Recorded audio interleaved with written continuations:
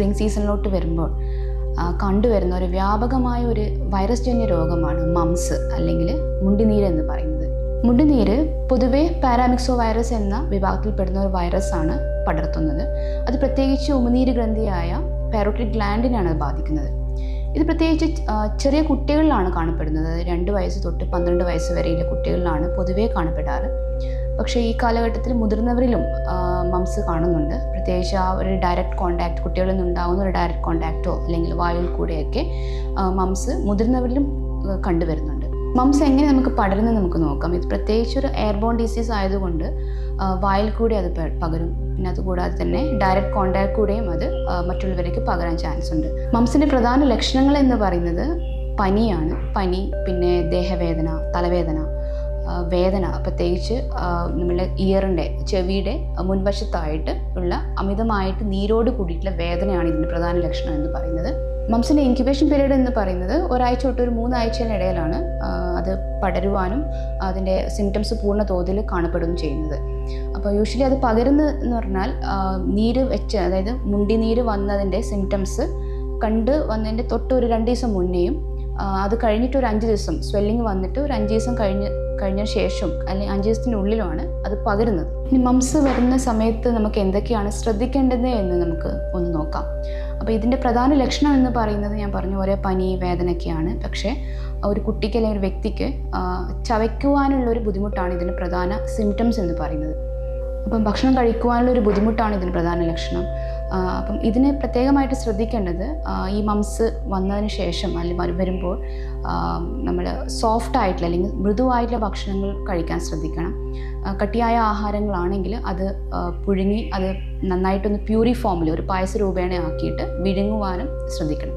പിന്നെ രണ്ടാമത് ഭക്ഷണങ്ങൾ ഒരുമിച്ച് കഴിക്കാതെ പലപ്പോഴായിട്ട് കുറച്ചായിട്ട് കഴിക്കുവാനും ആ ഒരു ടൈം പീരീഡിൽ കഴിക്കുന്നതായിരിക്കും കുറച്ചും കൂടി നല്ലത്. പിന്നെ മൂന്നാമതായിട്ട് അധികം എരിവ് പുളിയുള്ള ആഹാര പദാർത്ഥങ്ങൾ കഴിക്കാതെ നോക്കുക.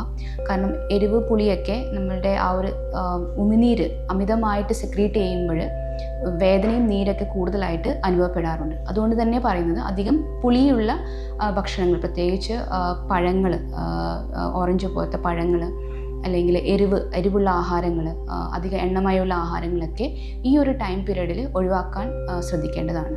ഭക്ഷണ പദാർത്ഥങ്ങളിൽ പ്രത്യേകിച്ച് ഞാൻ പറഞ്ഞ പോലെ അധികം പുളിപ്പുള്ള പഴവർഗ്ഗങ്ങൾ കഴിക്കാതിരിക്കുക. ഓട്സ് കാച്ചി കുടിക്കുക, അല്ലെങ്കിൽ മുത്താറി പാലിൽ ചേർത്തിട്ട് കഴിക്കുക. ഹൈ ഫൈബർ ആയിട്ടുള്ള ഡയറ്റ് കഴിക്കാൻ ശ്രമിക്കുക. കട്ടിയുള്ള ആഹാരങ്ങൾ അധികം കഴിക്കാതെ ഫ്രൂട്ട്സിൽ പ്രത്യേകിച്ച് ബെറീസ് അല്ലെങ്കിൽ പച്ചക്കറികൾ, ക്യാരറ്റ്, ബീട്രൂട്ട് എന്നീ അതായത് കുഴമ്പ് രൂപത്തിലാക്കി കഴിക്കാൻ ശ്രമിക്കുക. പിന്നെ ഏറ്റവും പ്രധാനപ്പെട്ടുള്ള ധാരാളം വെള്ളം കുടിക്കണം ഈ ഒരു ടൈമിൽ. നമ്മൾ ഒരിക്കലും ഒരു ബോഡി ഡീഹൈഡ്രേറ്റ് ആവാതെ ശ്രദ്ധിക്കണം. കാരണം നമ്മൾ ഭക്ഷണങ്ങൾ അകത്ത് കഴിക്കുന്നത് പലപ്പോഴും ചുരുങ്ങിപ്പോവും, നമ്മൾ വേദന വരുമെന്ന് വിചാരിച്ചിട്ട്. അതുകൊണ്ടാണ് പാനീയ രൂപത്തിൽ അല്ലെങ്കിൽ ജ്യൂസ് ഫോമിൽ ഭക്ഷണങ്ങൾ, അതായത് ഫ്രൂട്ട് ജ്യൂസ് പോലത്തെ കഴിക്കാൻ വേണ്ടി പ്രത്യേകിച്ച് ശ്രദ്ധിക്കണം.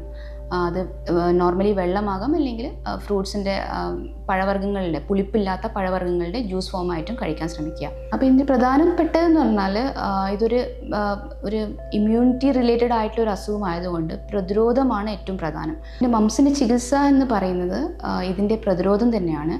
അപ്പം ആ ഒരു ചെറുപ്പനാളിൽ MMR വാക്സിൻ എടുത്ത് അതിനുള്ളൊരു പ്രതിരോധ ശേഷി ഉളവാക്കുകയും അത് കഴിഞ്ഞിട്ട് അല്ലെങ്കിൽ ആയുർവേദത്തിലാണെങ്കിൽ തന്നെ പ്രതിരോധ ശേഷി വർദ്ധിപ്പിക്കാനുള്ള ഔഷധക്കൂട്ടങ്ങൾ അല്ലെങ്കിൽ നെയ്യ് രൂപേണോ പലതരത്തിലുള്ള ഔഷധക്കൂട്ടങ്ങൾ രൂപേണോ കുട്ടിയുടെ ആ പ്രതിരോധ ശേഷി വർദ്ധിപ്പിക്കാൻ വേണ്ടിയിട്ടുള്ള ചികിത്സകൾ ചെറുപ്പം മുതലേ കൈക്കൊള്ളുന്നത് നല്ലതായിരിക്കും.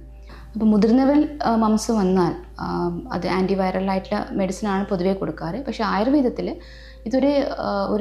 ഒരു ആമാവസ്ഥയായിട്ടാണ് കണക്കൂട്ടുന്നത്. അപ്പം ഒരു ആമപാചനമായിട്ടുള്ള കഷായങ്ങൾ, അമൃതാതുര കഷായമോ അല്ലെങ്കിൽ സുദർശന ഗുളിക പോലത്തെ ആമപാചനമായിട്ടുള്ള തിക്തപാചനമായിട്ടുള്ള ഔഷധങ്ങൾ കഴിച്ച് പുറമേയുള്ള ആ നീരിനുള്ള പുറമേയുള്ള ലേപനങ്ങൾ, അങ്ങനെയുള്ള ചികിത്സകളാണ് പ്രത്യേകിച്ച് മംസിന് നമ്മൾ കൊടുക്കാറ്.